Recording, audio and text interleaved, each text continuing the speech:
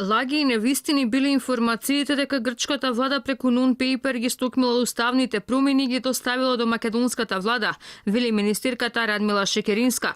Алармот од опозицијата дека истите се кријат од јавноста, иако веќе се договорени и напишани од датина, за министерката биле само дефокус од референдумот и потребите на граѓаните. Ако грчката страна мислела дека така треба да постапи, тоа ќе беше дел од договорот.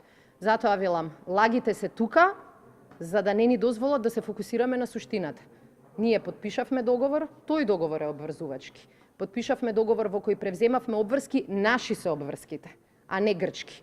Јасно ставивме до знаење и ВМРО ДПМН тоа можеше да го чуе, дека работата на уставните измени ќе почне откако граѓаните ќе го кажат своето мислење. И сметаме дека е тоа честно, сметаме дека е тоа оправдано и сметаме дека е тоа единствениот можен начин. Вчера потпредседателот на ВМРО ДПМН Александар Николовски обзнани дека уставните измени во делот на промената на името, кои треба да се случат до крајот на декември годинава, биле напишани од Грција преку non-paper и испратени до македонската влада, која пак ангажирала само еден професор во пензија по уставно право, само колку технички да ги провери. Дали е вистина дека амандманите се веќе подготвени и се кријат од јавноста?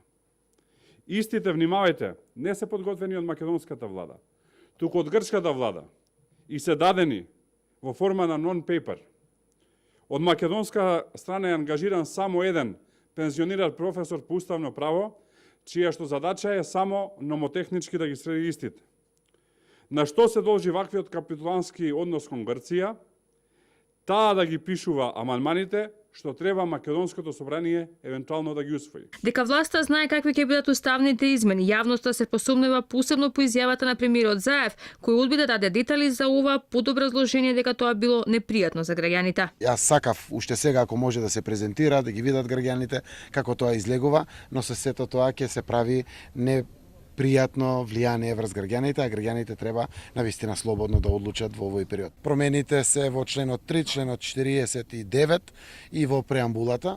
Во преамбулата имаме само зајакнување на одлуките на АСНОМ, дека тоа се одлуки за слобода, за демократија, за еднакво. Она што е јасно е дека измени ќе трпат членовите 3 и 49, но и преамбулата на Уставот, токму оние во кои грците гледа иридентизам, што е потврдува и информацијата на Николовски дека соседите го стокмиле договорот по нивен терк, а македонската влада само прифатила.